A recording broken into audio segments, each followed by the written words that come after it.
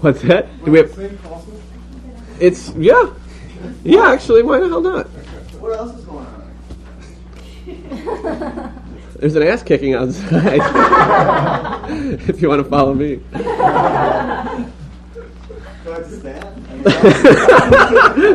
All right. Good. We've set the mood. All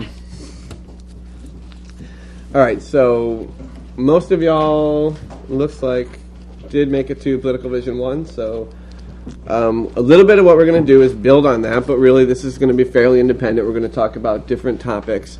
Some of the key things that we discussed that are going to still play out here are, of course, the values that we articulated before. So we've got some of those basic ones: self-management, diversity, equity, solidarity. And then we talked about a couple of additional ones, possibly 3 additional ones, liberty being one of them. Okay, what were some of the others? What were the other 2 that were mentioned? One class I didn't mention one of them, but... Free association. Yeah, peace and free association. Can we not So, do free association? one in the 4th time that I gave Political Vision 1, I was just not interested in having the argument about free association. That is a really valuable discussion, but there are only a few of us, and it just didn't. We just moved on past it. So, I don't. Which ones of you were? You were in the 4th one, right? Okay.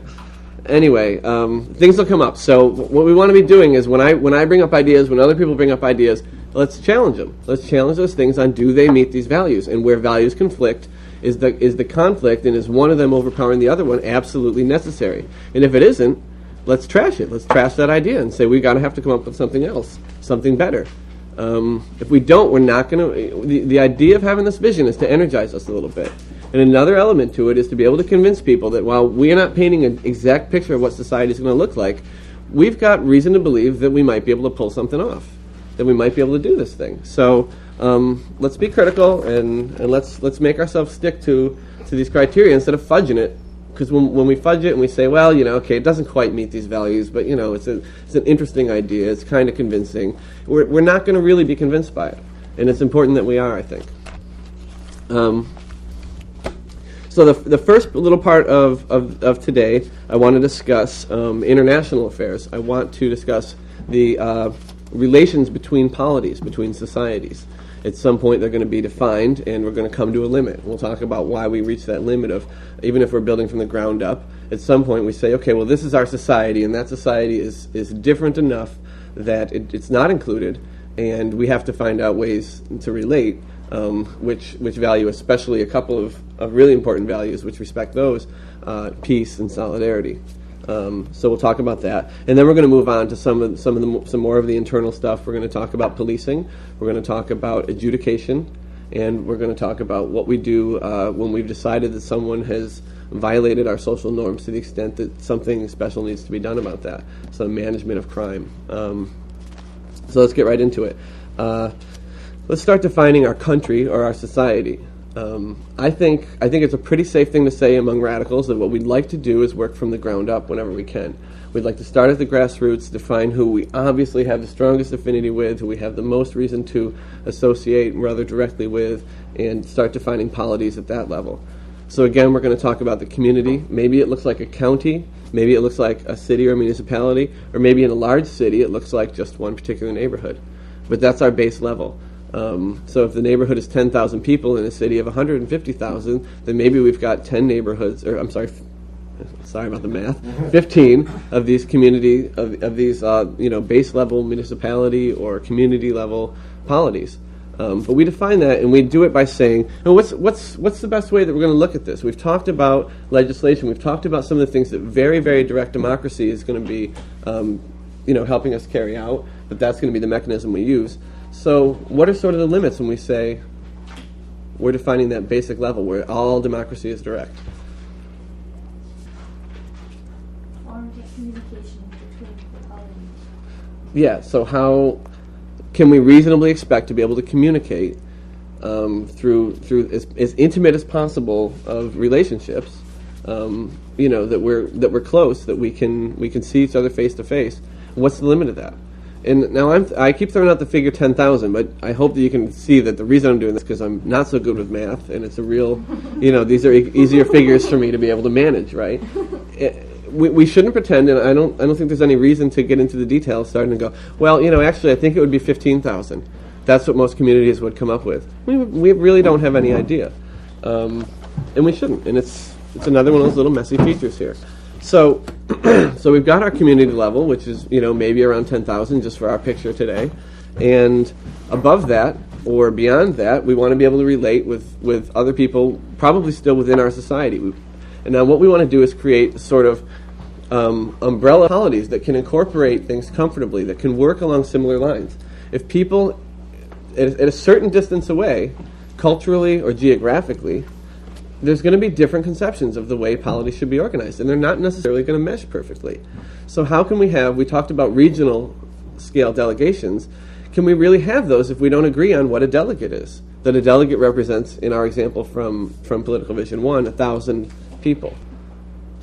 If that isn't what another polity agrees with, we're not going to have a perfectly meshing social system, and so we're going to start to realize that there are boundaries to how big our polity can get. But at the same time, what are some of the reasons that we would really like to see our polity be as big as possible? Solidarity. Yeah, I mean that's really one of the base things is that whenever possible, if we can find these things intermeshing, and then we do see that there's not a heck of a lot of conflict with our structures, the way we organize ourselves for our political institutions, then why not, right? Why not incorporate things so that we can have these relatively neat and hopefully somewhat painless procedures to adjudicate disputes at larger scales. We can meet in these regional level delegations instead of having summits between countries where delegates have to come in and be speaking not just literally different languages maybe, but sometimes even just, I'm representing people and you are just some dictator. And here we are, unable to intermesh neatly and having to deal with things, on a kind of different level. We want to avoid the need for the use of a military. If we have this value of peace, we don't want to resort to violence. Then definitely we want to have the easiest means to liberate between different societies, and so but we need to incorporate diversity, and that's going to be a little bit difficult. We want to make sure that a society can respect diversity internally if we're going to expand the society. We don't want to just say, look, all of North America can be one society and picture that here and say the reasons for it outweigh the reasons against it, because we don't know that yet, and I think there's a good reason to believe that maybe that's not true. Maybe Quebec is different enough that they would not want to be part of a North American society that even most Western Canadians and U.S. current U.S. citizens would say, hey, there's really no reason that we can't intermesh this. Maybe there would be reasons. What's another example within just our picture, our context here in North America? What about organizing around bioregions? Okay, I'm going to bring up bioregions actually. There's indigenous people. Yeah, indigenous societies.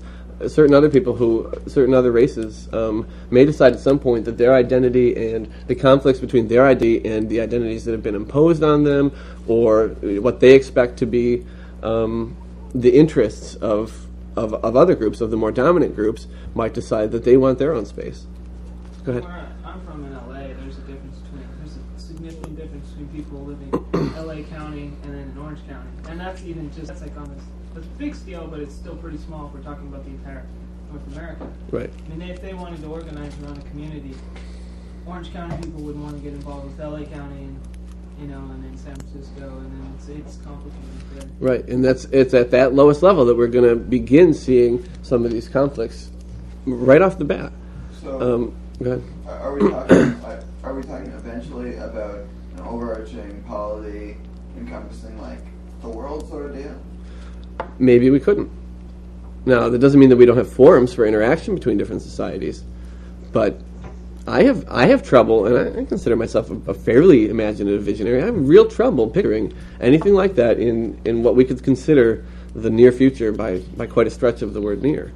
I don't see that coming about right away. And even if we consider, and we'll talk about this in just a minute, even if we consider a relative consistency in the rate of revolutionary change throughout most of the world, it doesn't mean that revolutions are going to happen the same way and that they're going to be consistent with one another.